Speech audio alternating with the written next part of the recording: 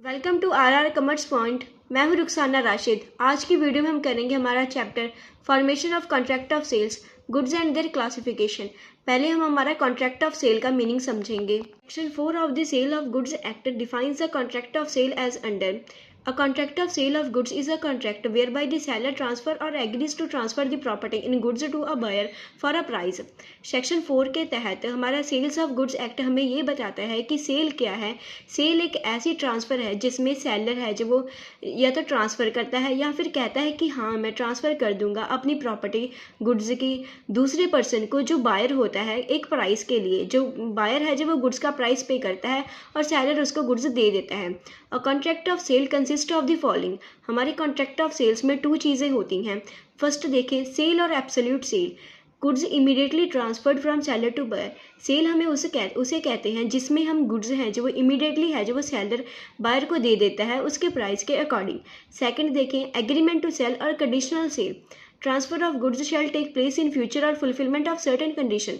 जिसमें हमारी गुड्स हैं जो वो सेलर से बायर तक तब ट्रांसफ़र होती हैं या फिर हमारे कोई भी कंडीशन शर्तें मनवानी हो या फिर हमने सेलर ने कोई भी, या फिर हमारी गुड्स हैं जो वो सेलर के पास फ्यूचर में जाएंगी, हमारे आने वाले ईयर्स में जाएंगी। आई होप आपको ये मीनिंग है जो समझ में आ गया होगा। नेक्स्ट देखें। नेक्स्ट है हमारा essentials of a valid contract. जो हमारा वैलिड सेल का कॉन्ट्रैक्ट होता है उसमें एसेंशियल पॉइंट्स क्या हैं। फर्स्ट है हमारे यहाँ पर अ वैलिड कॉन्ट्रैक्ट। दोनों पार्टीज सेलर और बायर के बीच में valid contract means lawful contract होना चाहिए। सेकंड देखें, 2 पार्टीज। यहाँ पर 2 पार्टीज हैं जो वो इन्वॉल्व होनी चाहिए, मीन्स यहाँ पर सेलर और बायर दोनों मौजूद होने चाहिए। थर्ड देखें, ट्रांसफर ऑफ प्रॉपर्टीज। कोई भी प्रॉपर्टीज ऑफ गुड्स हैं जो वो ट्रांसफर होनी चाहिए from one party to another, means seller से बायर तक गुड्स हैं जो वो पहुँचनी चाहिए, ट्रांसफ़र होनी चाहिए। फोर्थ देखें, गुड्स। जो प्रॉपर्टी आप ट्रांसफ़र कर सकते हो वो मूवेबल होनी चाहिए, मीन्स एक जगह से हम दूसरी जगह पर उस गुड्स को आसानी से लेकर जाएं, या फिर उनको हम गुड्स भी कह सकते हैं। फिफ्थ देखें, प्राइस। जो हमारी गुड्स हैं जो वो ट्रांसफ़र करते हैं एक पर्सन को दूसरे पर्सन के तहत, तब वो जो दूसरा पर्सन है उस फर्स्ट पर्सन को उसको प्राइस है जो वो गुड्स के मनी है उसकी अमाउंट है जो वो पे करनी चाहिए। इन 5 चीज़ों से बनकर हमारा एक वैलिड कॉन्ट्रैक्ट ऑफ सेल है जो वो तैयार होता है। आई होप आपको ये समझ में आ गया होगा। नेक्स्ट देखें। नेक्स्ट है हमारा distinction between sale and agreement to sale. हमारी जो हमने 2 पॉइंट्स पढ़े थे हमारे सेल में, उन दोनों में डिफरेंस क्या है सेल और एग्रीमेंट टू सेल में। फर्स्ट है हमारा नेचर ऑफ कॉन्ट्रैक्ट। इसका मीनिंग है कि हमारा जो सेल है वो कॉन्ट्रैक्ट ऑफ एग्जीक्यूटेड कॉन्ट्रैक्ट है, जिस कॉन्ट्रैक्ट में दोनों पार्टीज ने अपनी जो जिम्मेवारी हैं वो कंप्लीट कर दी हैं। जो हमारा एग्रीमेंट टू सेल है वो एग्जीक्यूटरी कॉन्ट्रैक्ट है, जिसमें दोनों पार्टीज़ की जो डॉक्यूमेंट्स या फिर कोई भी उनकी जिम्मेवारियाँ हैं जो वो कंप्लीट करनी रहती हैं। I repeat it again, sale है जो वो एग्जीक्यूटेड कॉन्ट्रैक्ट है, जो हमारा एग्रीमेंट टू सेल है वो एग्जीक्यूटरी कॉन्ट्रैक्ट है। सेकंड देखें, ट्रांसफ़र ऑफ प्रॉपर्टी। जो हमारी सेल है उसमें हम इमीडिएटली प्रॉपर्टी है जो वो ट्रांसफ़र कर देते हैं सेलर टू बायर, और जो हमारा एग्रीमेंट टू सेल है उसमें प्रॉपर्टी तब ट्रांसफ़र होती है या फिर हमारी कंडीशन है जो वो फुलफ़िल हो जाएंगी, और या फिर हमारी जो फ्यूचर में है जो वो प्रॉपर्टी है जो वो ट्रांसफ़र होगी। तो यहाँ पर हमारा हम एट लास्ट देखें कि जो सेल है वो उसमें ट्रांसफ़र इमीडिएटली हो जाती है प्रॉपर्टी। एग्रीमेंट टू सेल में फ्यूचर में होती है और फुलफिलमेंट ऑफ सर्टेन कंडीशंस पर होती है। थर्ड है हमारा रिस्क ऑफ लॉस। जो सेल है उसमें हमारा रिस्क ऑफ लॉस है जो वो इमीडिएटली ट्रांसफ़र हो जाता है, क्योंकि वहाँ पर सेलर है जो वो गुड्स को इमीडिएटली बायर को ट्रांसफ़र कर देता है। बट जो हमारा एग्रीमेंट टू सेल है उसमें जो रिस्क ऑफ लॉस है वो सेलर के पास ही रहता है, क्योंकि गुड्स है जो वो फ्यूचर में ट्रांसफ़र होंगी या फिर कोई कंडीशंस को फुलफ़िल करने के बाद ट्रांसफ़र होंगी। फोर्थ है हमारा कंसिक्वेंसेस ऑफ द ब्रीच। इसका मतलब है अगर आपका कॉन्ट्रैक्ट है जो वो ख़त्म हो जाता है, या फिर आपका जो सेलर या फिर बायर है जो वो गुड्स लेने से इनकार कर दे, या फिर सेलर गुड्स देने से इनकार कर दे। हमारे कॉन्ट्रैक्ट ऑफ सेल में अगर सेलर है जो वो गुड्स भेज दे बायर को, और बायर है जो वो अपने गुड्स है जो सेलर से ना ले, तो वहाँ पर उनका या तो पर्सनल रेमेडी होगी, मीन्स एक दूसरे के खिलाफ है जो वो पर्सनल इश्यूज़ होंगे। यहाँ पर जो गुड्स हैं जो वो ट्रांसफ़र की जाती हैं, तो जो वो सेलर है वो बायर को स्यू कर सकता है कि ये है जो वो गुड्स नहीं ले रहा, और एग्रीमेंट टू सेल में देखें, अगर हमारा बायर है जो वो गुड्स ना ले या फिर सेलर उसको गुड्स ना सेंड करे तो बायर है जो वो सेलर को स्यू कर सकता है, और जो सेलर है वो बायर को स्यू कर सकता है ओनली फॉर डैमेजेस। अगर उसकी गुड्स को कोई भी डैमेज हुआ है वो गुड्स से अपना प्राइस नहीं ले सकता, मीन्स गुड्स का प्राइस है जो वो बायर से एक्सेप्ट नहीं कर सकता। उसके बाद नेक्स्ट है हमारा इंसॉल्वेंसी ऑफ अ बायर। अगर हमारे बायर की जो पर्सन खरीदता है गुड्स को उसकी इंसॉल्वेंसी हो जाए। सेल में देखें पहले सेल में अगर हमारा जो बायर है वो इंसॉल्वेंट हो जाता है तो वो जो सेलर है वो गुड्स को ट्रांसफ़र करेगा, क्योंकि बायर ने है जो वो सेल में पैसा पे किया होता है गुड्स का। अगर वो गुड्स हैं जो वो बायर को रिसीव नहीं होती इंसॉल्वेंसी के पहले, तो वो जो सेलर है वो अपने गुड्स को है जो वो डिलीवर करेगा ऑफिशियल रिसीवर को। आई रिपीट इट अगेन, सेलर जो सेल में गुड्स होंगी वो उनको डिलीवर करेगा ऑफिशियल रिसीवर को। और एग्रीमेंट टू सेल में अगर बायर है जो वो इंसॉल्वेंट हो जाता है तो वो सेलर है जो अपनी गुड्स को अपने पास ही रखेगा, अगर बायर ने है जो वो पैसे जो गुड्स का प्राइस था वो पे नहीं किया। उसके बाद नेक्स्ट देखें इंसॉल्वेंसी ऑफ द सेलर। अगर एग्रीमेंट ऑफ सेल में अगर उसकी इंसॉल्वेंसी हो जाती है सेलर की, तो जो वो बायर है अपनी गुड्स को रिसीव करेगा, मीन्स अपनी गुड्स को ले लेगा ऑफिशियल रिसीवर से। और अगर एग्रीमेंट टू सेल में सेलर है जो वो इंसॉल्वेंट हो जाता है तो वो जो अगर बायर ने जो पैसा पे किया होगा गुड्स का, तो वो अपनी गुड्स का पैसा ही ले सकता है, गुड्स नहीं प्राप्त कर सकता। I repeat it again, agreement to sale में बायर अपने गुड्स का ओनली पैसा लेगा, गुड्स नहीं लेगा। नेक्स्ट देखें हमारे यहाँ पर जनरल एंड पर्टिकुलर प्रॉपर्टी। यहाँ पर अगर सेलर और बायर के बीच में अगर प्रॉपर्टी के द्वारा कोई भी इंसॉल्वेंसी आ जाए तो वहाँ पर देखें जो एग्रीमेंट ऑफ सेल होता है उसमें हमारा होता है right in personam. Means agreement of sale में जो दोनों पर्सन्स हैं बायर और सेलर हैं वो एक दूसरे को जिम्मेवार ठहरा सकते हैं। और जो हमारा एग्रीमेंट ऑफ सेल होता है उसमें हमारा होता है right in rem, means right of things. यहाँ पर जो बायर है वो सेलर से अपनी थिंग्स को है जो वो वापस ले लेता है, मीन्स उनको गुड्स को जो पैसा पे किया होता है उन गुड्स को ले लेता है। लास्ट है हमारा राइट ऑफ रीसेल। जो हमारा कॉन्ट्रैक्ट ऑफ सेल है उसमें हमारा जो गुड्स हैं वो रीसेल नहीं हो सकती, मीन्स अगर सेलर ने है जो वो गुड्स को वापस ले लिया है तो वो उन गुड्स को है जो वो वापस बेच नहीं सकता। जो हमारा एग्रीमेंट ऑफ सेल है, अगर उन दोनों पार्टीज में कोई भी ऐसा काम हो जाए कि वो बायर है जो वो अपनी गुड्स को नहीं लेकर जाता, जो सेलर होता है वो ओनर होता है गुड्स का, तो वो अपनी गुड्स को है जो वो रीसेल कर सकता है, मीन्स उनको दोबारा बेच सकता है किसी और बायर को। आई होप आपको इस डिफरेंस को समझ में आ गया होगा। नेक्स्ट देखें, नेक्स्ट है हमारी sale distinguish from other transaction. जो हमारी सेल है दूसरी ट्रांजैक्शन से कैसे डिफर है। सेल एंड बेलमेंट देखें, in a sale the property of goods is transfer from buyer to seller. जो हमारा कॉन्ट्रैक्ट ऑफ सेल है उसमें जो गुड्स हैं वो ट्रांसफर होती हैं seller to buyer. But in bailment के कॉन्ट्रैक्ट में देखें there is only transfer of possession of goods from bailor to bailee for some purpose. जो हमारा बेलमेंट का कॉन्ट्रैक्ट होता है उसमें जो बेलर है जो वो अपनी गुड्स को बेली को दे देता है उसके पर्पस को कंप्लीट करने के लिए। जब बेली का पर्पस है जो वो कंप्लीट हो जाता है तो वो गुड्स हैं जो वो रिटर्न कर देता है बेलर को। तो इन दोनों में यही डिफरेंस है। सेल में है जो वो ट्रांसफर ऑफ गुड्स होता है, मीन्स प्रॉपर्टी ट्रांसफर हो जाती है, और जो बेलमेंट है उसमें हमारी ओनली पोजेशन है जो वो ट्रांसफर होता है। नेक्स्ट है हमारा sale and gift, where goods are transferred by one person to another without any price. The transaction is called a gift but sale also for a price consideration। But जिसमें हम gift देते हैं किसी party को उसमें हम किसी से कोई प्राइस तो नहीं लेते, तो उसको हम कहते हैं हमारी जो ट्रांजैक्शन हुई है यहाँ पर गिफ्ट के तौर से हुई है। बट सेल में हमारा जो बायर है वो सेलर को प्राइस पे करता है। थर्ड देखें सेल एंड बार्टर और exchange, where the consideration for transfer of property in goods from one person or to another consists of delivery of goods, then it is called barter system। जिस transaction में हमारा एक person दूसरे person को price नहीं पे करता उसमें जो एक पर्सन है दूसरे को गुड्स देता है और जो दूसरा पर्सन होता है वो फर्स्ट वाले को गुड्स देता है। दोनों में एक्सचेंज किसका होता है, गुड्स का होता है, उसको हम कहते हैं बार्टर और एक्सचेंज। बट सेल में है जो वो हमारा प्राइस है, मनी है जो वो इन्वॉल्व होती है, बायर है जो वो सेलर को अपनी गुड्स का प्राइस पे करता है, तो उसको हम कहते हैं सेल।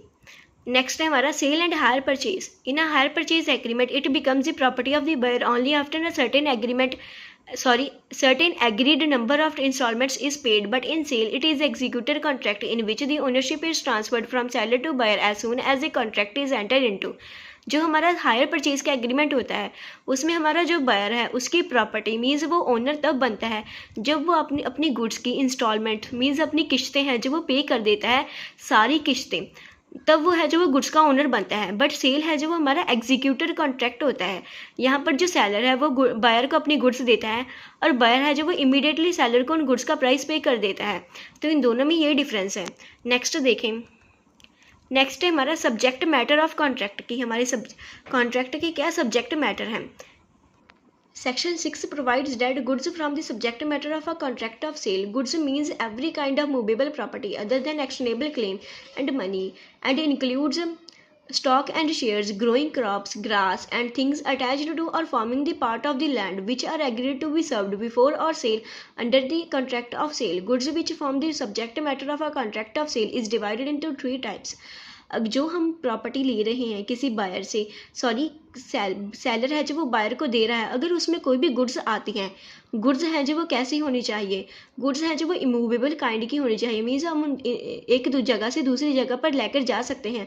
एक्शनेबल क्लेम या फिर मनी के तहत नहीं होनी चाहिए वो गुड्स हैं जो हमारे कॉन्ट्रैक्ट में आती हैं कि वो गुड्स हैं जो वो हमारी गुड्स हैं।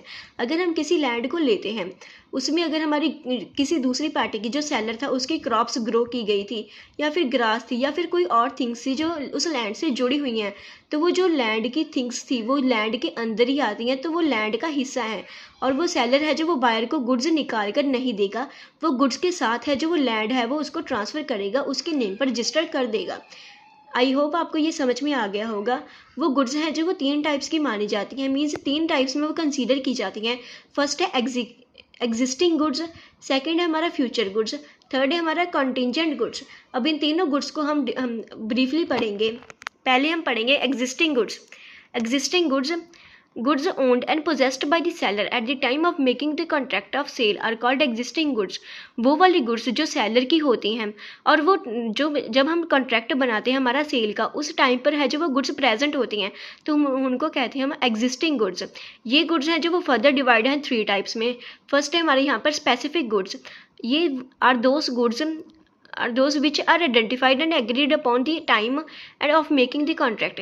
स्पेसिफिक गुड्स वो वाली गुड्स होती हैं जो हमारी आइडेंटिफाई की जाती हैं कि टाइम के जब हम कॉन्ट्रैक्ट बनाते हैं तब वो आइडेंटिफाई की जाती हैं और एग्रीड की जाती हैं। मीन्स उस टाइम पर जब हम कॉन्ट्रैक्ट बनाते हैं उसी वक्त कहा जाता है कि ये गुड्स हैं जो वो कॉन्ट्रैक्ट का पार्ट हैं। सेकंड देखें ascertained goods which are identified in accordance with it agreement after the contract of sale is made. जो गुड्स हैं जो वो आइडेंटिफाई की जाती हैं, मीन्स उन गुड्स को बताया जाता है जब हमारा कॉन्ट्रैक्ट ऑफ सेल बन जाता है, तब वो एग्रीमेंट की पार्ट बताई जाती हैं, तब उनको क्या कहते हैं हम एसर्टेन्ड गुड्स। थर्ड है हमारा unascertained goods, the goods which are not separately identified और ascertained at the time of contract but are indicated only by description. ये वो वाली गुड्स होती हैं जिनको हम कॉन्ट्रैक्ट ऑफ सेल के जब टाइम था तब हम आइडेंटिफाई नहीं करते और हम एसर्टेन भी नहीं करते, कॉन्ट्रैक्ट बनाने के बाद भी नहीं हम बताते कि ये गुड्स आपकी हैं। तो उन गुड्स को हम जब हम आइडेंटिफाई करते हैं तो वो इंडिकेट की जाती हैं बाय डिस्क्रिप्शन, उनकी डिस्क्राइब की जाती हैं, तब उन गुड्स को हम कहते हैं as unascertained goods. I hope आपको एग्जिस्टिंग गुड्स समझ में आ गई होंगी। नेक्स्ट देखें, नेक्स्ट है हमारी future goods. It means goods to be manufactured और प्रोड्यूस्ड और acquired by the seller after the making of the contract of sale. जो गुड्स हैं जो वो सेलर ने बनाई हैं उस प्रॉपर्टी के साथ, जो प्रॉपर्टी उसने आपको बेच दी थी, अगर वो गुड्स हैं जो वो मैन्युफैक्चर की गई या फिर प्रोड्यूस्ड की गई, मैन्युफैक्चर फैक्ट्री में की गई या फिर प्रोड्यूस्ड मीन्स भी आपकी लैंड पर हैं जो वो गुड्स हैं जो वो सेलर ने ग्रो की after the contract of sale. जब आपका कॉन्ट्रैक्ट ऑफ सेल है जो वो लैंड का या फिर फैक्ट्री का बन गया, तब उसने सेलर ने है जो वो मेक की, तब वो गुड्स हैं जो वो आपकी हैं, वो फ्यूचर गुड्स के अंडर आएंगी। थर्ड है हमारे यहाँ पर contingent goods. These are types of future goods. ये फ्यूचर गुड्स का एक पार्ट होता है। The acquisition of which by the seller depends upon a contingency which may or may not happen. ये वो वाली गुड्स होती हैं जिनके हैपनिंग पर हम इनको कंसीडर करते हैं कि हाँ ये सेलर है जो वो अपने बायर को देगा। ये कॉन्टिजेंसी गुड्स वो वाली गुड्स होती हैं जो फ्यूचर में हो भी सकती हैं, नहीं भी हो सकती। आई होप आपको ये तीनों गुड्स हैं जो वो समझ में आ गई होंगी। नेक्स्ट देखें, नेक्स्ट है हमारा द प्राइस कि प्राइस इसेंशियल पॉइंट है जो हमारी सेल का, और ये हमारे जो गुड्स का कॉन्ट्रैक्ट होता है, सेल का कॉन्ट्रैक्ट होता है, उसमें है जो वो बहुत महत्वपूर्ण हिस्सा है। Price is an essential element of sale. ये तो आपको समझ में आ गया। Price means the money consideration for a sale of goods. जब हम हमारा कॉन्ट्रैक्ट ऑफ सेल बनाते हैं उसमें सेलर है जो वो बायर को गुड्स देता है, तो बायर है जो वो गुड्स का प्राइस पे करता है सेलर को, उसको हम कहते हैं price. Modes of fixing the price कि हमारे प्राइस को फिक्स करने के लिए कौन कौन से मोड्स हैं। फर्स्ट है हमारे यहाँ पर एक्सप्रेसिवली स्टेटेड इन कॉन्ट्रैक्ट। जब आप सेल का कॉन्ट्रैक्ट बनाते हो, बायर और सेलर, अगर आप उस कॉन्ट्रैक्ट में ही कह दो कि हाँ मैं इन गुड्स का इतना प्राइस दूंगा, तब आपका जो कॉन्ट्रैक्ट में प्राइस स्टेट किया जाएगा तब हम उसको कहते हैं एक्सप्रेसिवली स्टेटेड इन कॉन्ट्रैक्ट, कि हमने ये कॉन्ट्रैक्ट में बता दिया था। तो एक तो उसका ये वाला मोड हो गया। सेकंड देखें, price to be fixed in agreed manner. दोनों पार्टीज बैठती हैं, मीन्स सेलर और बायर बैठती हैं एक जगह पर, और दोनों है जो वो मिलकर प्राइस को फिक्स करती हैं एग्रीड मैनर में, कि हाँ दोनों की रजामंदी होती है उस प्राइस को फिक्स करने के लिए। तब हम उसको कहते हैं कि हाँ ये प्राइस है जो वो फिक्स्ड किया गया है एक एग्रीड मैनर में। थर्ड देखें, determined by the course of dealing between the parties. दोनों पार्टीज जब डीलिंग कर रही हैं एक दूसरे के साथ, सेलर और बायर डीलिंग कर रहे हैं एक दूसरे के साथ, जब उस कोर्स में है जो वो प्राइस डिटरमाइंड किया जाएगा तब उसको कहते हैं कि हाँ ये प्राइस है जो वो तब डिटरमाइंड किया गया था जब हमारा डीलिंग हो रही थी। फिफ्थ है हमारा रीजनेबल प्राइस। रीजनेबल प्राइस हम उस प्राइस को कहते हैं जो हमारे मार्केट वैल्यू के अकॉर्डिंग या फिर हम दोनों पार्टीज़ के गुड्स के रिलेटेड अकॉर्डिंग, गुड्स की सिचुएशन को देखकर हम जो प्राइस फिक्स करते हैं उसको हम कहते हैं रीजनेबल प्राइस। फिफ्थ है हमारे यहाँ पर price to be fixed by the valuation of the third party. अगर सेलर और बायर के दोनों के बीच में प्राइस को भी फिक्स नहीं होता, अगर कोई भी थर्ड पार्टी वहाँ पर मौजूद होती है और वो प्राइस फिक्स कर देती है कि हाँ तुम्हारी गुड्स का मार्केट वैल्यू के अकॉर्डिंग इतना प्राइस है, या फिर गुड्स की सिचुएशन को देखकर वो प्राइस फिक्स कर देती हैं, तब हम कहते हैं कि हाँ ये प्राइस है जो वो वैल्यूएट किया गया था थर्ड पार्टी के अकॉर्डिंग। इन 5 मोडों से है जो वो अपना प्राइस है जो वो गुड्स का फिक्स कर सकते हो। आई होप आपको ये चैप्टर है जो वो sale of contract of sale है जो वो समझ में आ गया होगा। नेक्स्ट वीडियो में हम करेंगे हमारा चैप्टर कंडीशंस एंड वारंटी। तब तक आप इस चैप्टर को रिवाइज करें। लाइक, शेयर और सब्सक्राइब कर दें हमारे RRR कॉमर्स पॉइंट को। Thank you and keep learning.